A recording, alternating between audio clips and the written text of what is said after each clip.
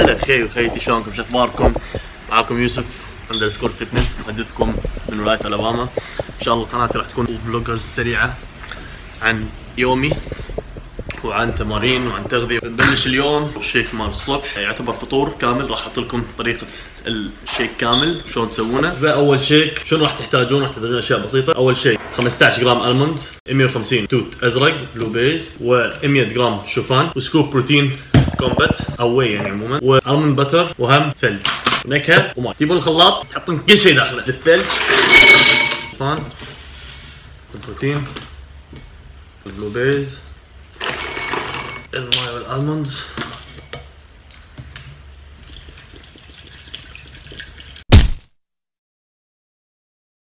بعد ما تخلطه تحط معاه الالموند بتر والنكهه، وكذي يكون الشيك جاهز. شيء هذه النكهه تحطونها، هذه زيرو شوجر زيرو فات زيرو كالوري. تحطون النكهه ترشونها داخل.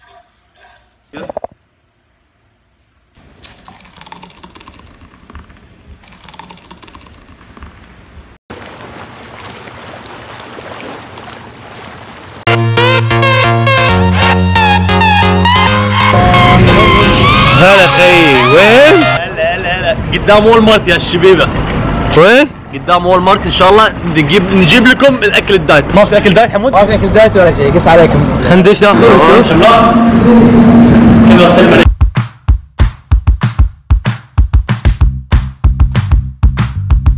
هلا بالحبايب، هلا والله، هلا يو واتس جوين اون، واتس جوين اون. بقول لكم الحين شنو تحتاجون حق الدايت ان شاء الله. كل الاشياء اللي تحتاجونها في الاكل الصحي، سواء تجهز بطوله، بنت، ولد، كبير، صغير، اشياء صحيه. شنو تشترون لما تروحون الجمعيه؟ فول فيتامين سي يا جماعه. اول شيء برتقال. البرتقال اول شيء. راح ناخذ انتي اوكسيدنتس، توت الازرق. ضروري ضروري ضروري بوست ورك اوت. الشباب اللي ما عندهم كارب مثلا سبلمنتس، اسرع كارب بالدنيا هو البلو بيريز، بلس انه انتي اوكسيدنت. خلايا اللي مزقتها هذا يساعدك انك تسترجعها اسرع، او انه حتى ما يجي السموم اللي بالجسم. هلا خيي، ناخذ لنا موز. هذه وايد مهمه الاشياء اللي هنا يا جماعه. فيرست اوف اول البروكلي وايد تحتاجون. نمبر 1 هم انتي اوكسيدنت، هم فايبرز. الفايبرز وايد تساعد بالامتصاص بالاكل. 2 سبارجز وايد قوي حق طرد الماي، وايد وايد وايد قوي. تابعي عاد اللي قاعد يجهز بطوله يقدر يستعمل من الخيار الاخضر كل هذا ما في منه اي مشكله. كل هذول ما في منهم اي مشكله. جرينز او خضار ما في منهم اي مشكله. سؤال المتابع، شو الفرق بين تفاح الاحمر والاخضر ومن افيد؟ بنظري التفاح الاخضر افيد، ولكن التفاح الاحمر هم مفيد، ولكن بالنهايه ليش ينصحون بالتفاح الاخضر؟ في انتي اوكسيدنت اقوى واعلى، هذا واحد. 2 التفاح هذا لو جلايسميك لانه ما يرفع الانسولين عنده. وحق الدايت منو افضل؟ I can use the red one بس I prefer الجرين، فاهم؟ يا خلينا ناخذ بطاطا. طبعا يا شباب هذا كارب بطيء الامتصاص، وايد وايد وايد استخدمه. اللي كانوا متابعيني بتجهيزي لبطولتي كنت كله بطاط. ايش رايك بيطبخ البطاط بالدهن وداش نادي توه ضعيف؟ بطاط مع دهن؟ depends on the دهن. اذا دهن اوليف اويل، كوكونات اويل، اوكي بيرفكت. يحط معاه افوكادو وايد حلو. ولكن اذا الزيت ما انصحه ابدا. ليش؟ انت مو عشان انت ضعيف وتبي تضخم انك تزيد فات، لا تزيد عضل احسن، يصير شكلك هيلثي. هذا سويت بوتيتو حق اللي يسالون على الشركه، الشباب اللي عايشين بامريكا. هذا سويت بوتيتو اللي ناخذه. وهني بما ان احنا دشينا على الكارب، هول جرين ويت.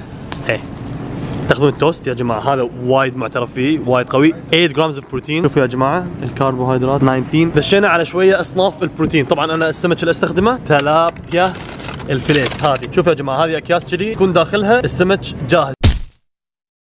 للي يحبون السالمون، في ناس ما يحبون السالمون، بس عني انا شخصيا انا مدمن سالمون، تدرون عني. في عندكم يجيك السمك كامل كذي بهالطريقه، وفي منها ترى متبار. شوفوا هذه مثلا متبار على طول جاهزه 100%. شغله ثانيه حبيت اضيفها حق السالمون، وايد في فات نافع تحتاجونه يا جماعه. بالنسبه للبيف انا صراحه ما اخذه هني لانه ما ادري حلال ولا حرام، مرات في حلال وفي حرام. ولكن اذا بتاخذون بيف لا تاخذ الشيء اللي فيه فات، اخذ بس الصافي نفس هذا. فور اكزامبل هذا الصافي، بيف صافي، تاخذ من هذا او تاخذ نفس هذه او نفس هذه.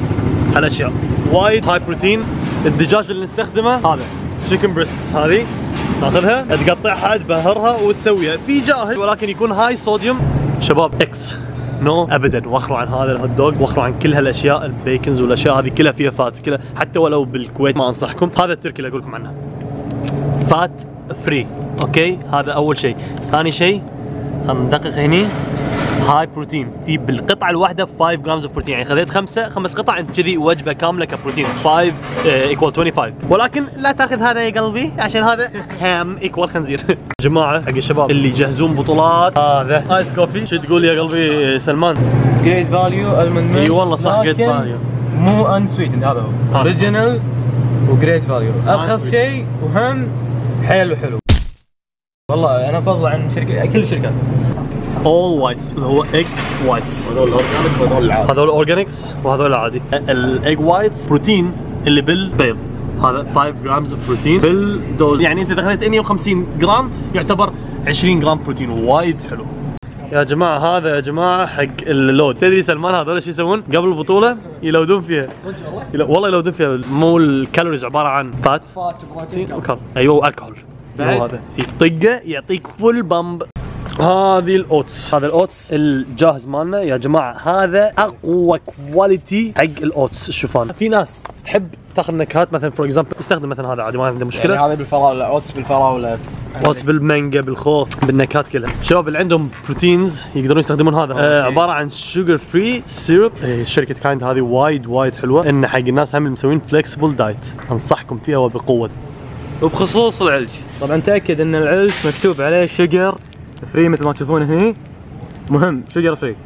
تقدر تستخدمه حتى بالبطوله، يعني ما عندي خبره لكن يوسف قال لي فقلت لكم. هذول النكهات اللي انا الصراحه حيل ريكومند ذم، نكهات تضيفها مع الماي. يكون اذا انت مثلا متضايق من طعم الماي، انه ما تحب تشرب ماي مع الغداء ولا مع العشاء، هذول النكهات تقدر تضيفها على الماي ويصير طعم الماي مثل النكهه اللي انت تحطها هنا. تحط لك قطرتين ولا 3 على الماي وتشرب كأنك قاعد تشرب عصير. وفي تانك، ايوه شيء جبار يا هذا جماعه. انا اتفق وياك، انا جربته شخصيا. شيء جبار والله. هذا انا اتفق وياه، جربته شخصيا وجبار. سنة عصير برتقال. شباب كل الكورن عموما تقدر تستخدمونه اذا انت قاعد تسوي فلكسبل دايت، مو تجهيز بطوله. بالتجهيز انصح انك توقفه، يعني قبل البطوله باسبوعين 3 تفضل توقفه وتخليك على الرايس، تخليك على مصدر كارب اللي هو لو رايسميك وسلو كارب. الحين بوريكم افضل مصادر الجود فات، واللي هو الالموند بتر. والالموند بتر من هالشركه اقترح عليه وبقوه، اللي هو ماراناتا. هي منه نوعين، هي كريمي وهي كرانشي. انا الصراحه الفرق بينهم انه واحد يكون شويه ناشف والثاني يكون شويه نوع زبده.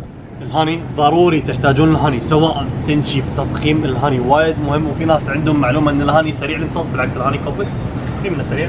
سوي فيديو مخصوص بسوي لكم اياه عن شلون تكتشف ان الهاني طبيعي واصلي 100%. هذا بيور، هذا اورجانيك هاني 100% بيور، انصحكم فيه.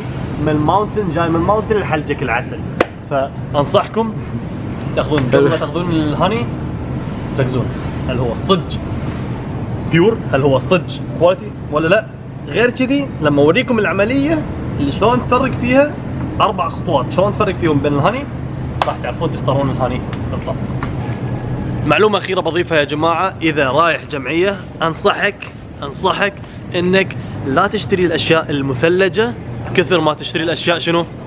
الناتشرال الطبيعيه، فاهمين؟ ويعطيكم العافيه، وان شاء الله اذا في قصور ناسف عليه، وان شاء الله نشوفكم ويعطيكم الف عافيه. وهلا خي هلا.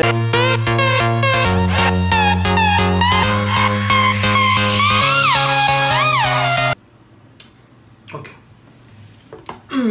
يعطيكم العافيه يا جماعه. الحين مع فقره مكمل اليوم، نسولف عن مكمل من المكملات واقول لكم شنو الاشياء الحلوه فيه، شنو الاشياء المو حلوه، انصحكم فيه بكم النسبه مالته، اعطيه كم درجه. وكل مره راح ناخذ منتجات. ومنتج الاسبوع هو الفيتارجو، طبعا غني عن التعريف، افضل منتج كارب، راح نسولف عنه مع بعض ونقيمه ونشوف. شوفوا منتج فيتارجو وايد ناس تتحسس منه وطالعه نفس هبه، انه يقولون لا تاخذ فيتارجو اثناء التنشيف، بس تاخذ بالتضخيم. انزين، اول شيء لازم تعرف هذا الشيء شنو بالضبط عشان تقدر تقرر اذا تاخذه اثناء التنشيف ولا. انت بالتنشيف هل تقطع كارب؟